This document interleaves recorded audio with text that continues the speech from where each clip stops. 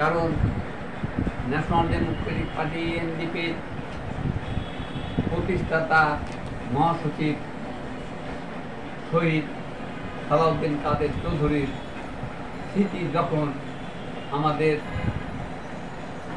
স্মৃতিপটে ভেসে আসে তখন আবেগ আপ্লুত হওয়া ছাড়া আমাদের আর কিছু থাকে না। এই জন্যই আমরা আজকে অনাড়ম্বর কিছু করি নাই। আমরা শুধু শহীদ সালাউদ্দিন কাদের চৌধুরীর জন্য আল্লাহর কাছে দোয়া করি, আল্লাহ যেন তাকে শহীদি দরজা দেন।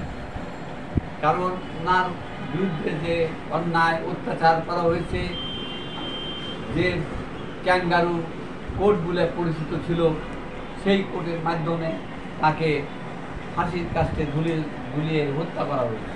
এটা হত্যাই হবে, কারণ যে সাক্ষী ছিল সেই সাক্ষীকে আসতে দেয় নাই। পাকিস্তানে একজন বিচারক, তৎকালীন পাকিস্তানের একজন বিচারক ছিলেন সাক্ষী, যিনি এই সময় এই যুদ্ধ অবস্থার সময় সালাউদ্দিন কাদের চৌধুরী সাহেব ছিলেন না বাংলাদেশ, তৎকালীন পূর্ব পাকিস্তানে। সেক্ষেত্রে আমি বলতে চাই সেই সাক্ষীকে তৎকালীন হাসিনা সরকার ভিসা না দিয়ে আসতে দেয়নি। জোরপূর্বক যেমন গুলি করে আবু সাইদ, মুগ্ধ সহ হাজার হাজার মানুষকে হত্যা করেছে, সেরকম একইভাবে সালাউদ্দিন কাদের চৌধুরীকে কারাগারের প্রকোষ্ঠে হত্যা করা হয়েছে। আমরা এই হত্যার বিচার যতদিন বেঁচে থাকবো, এনডিপি যতদিন থাকবে, এই হত্যার বিচার আমরা করবই ইনশাআল্লাহ। আমরা মনে করি যে সালাউদ্দিন কাদের চৌধুরী শুধু বাংলাদেশে একজন নাগরিক ছিলেন না, বারবার সংসদ সদস্য নির্বাচিত হয়েছেন।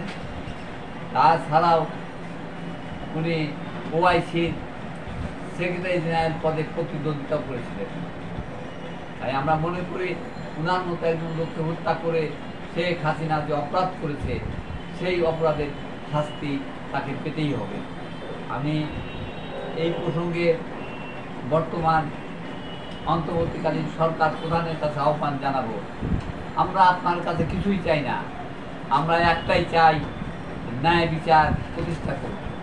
ন্যায় বিচার প্রতিষ্ঠা করলে যারা হত্যা হয়েছে, যারা গুম হয়েছে, তাদেরকে আমরা ফিরে পাবো। যারা গুম হয়েছে তাদের ফিরে পাবো, তাদের হত্যা হয়েছে তাদের ফিরে পাওয়া যাবে না।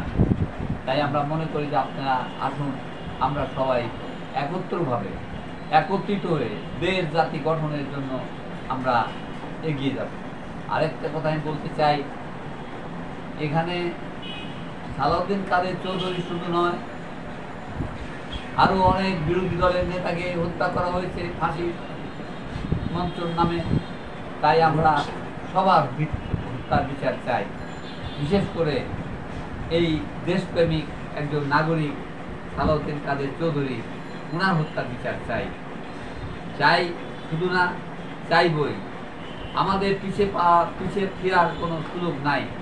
আমরা এখন সামনেই ফিরব, সামনের দিকে আমরা এগিয়ে যাব, লং মার্চের মতো আমরা এগিয়ে যাব। আমরা যাব রাউজান সালাউদ্দিন কাদের চৌধুরীর সেই মাজারে, ওখানে গিয়ে আমরা তার জন্য আল্লাহর কাছে দোয়া করব। আমরা এগিয়েই যাব, আর পিছিয়ে যাওয়ার আমাদের কোনো সুযোগ নাই। আমাদের যারা পরবর্তী প্রজন্মে যারা থাকবেন, তারাও এর ধারাবাহিকতায় নিয়ে এনডিপিকে এগিয়ে নেবে।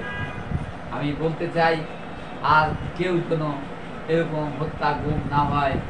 মাননীয় প্রধান উপদেষ্টা দেশ বরেণ্য ডক্টর ইউনূস সাহেব, আপনাকে একটা আহ্বান জানাবো, আপনি ন্যায় বিচার প্রতিষ্ঠা করেন, অন্যায়ের প্রতিবাদ করেন, আমরা আপনার সাথে থাকবো ইনশাল্লাহ। আল্লাহ আমাদের সবার সহায় হন। আপনারা ভালো থাকেন, সুস্থ থাকেন, নিরাপদে থাকেন। আল্লাহ হাফেজ। মুর্তজা তার এই বক্তব্যের মধ্য দিয়ে আজকে 35তম প্রতিষ্ঠা বার্ষিকীর যে আমাদের অঙ্গীকার, সেই অঙ্গীকার শহীদ সালাউদ্দিন কাদের চৌধুরীর যতদিন না পর্যন্ত বিচার হবে, ততদিন পর্যন্ত আমাদের পথ হবে রাজপথ। আমরা সেই রাজপথে থেকে শহীদ সালাউদ্দিন কাদের চৌধুরীর বিচার আমরা করব।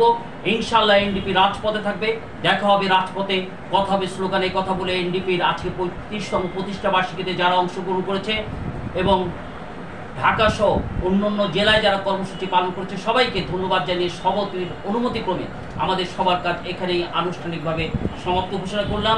আপনারা ভালো থাকবেন।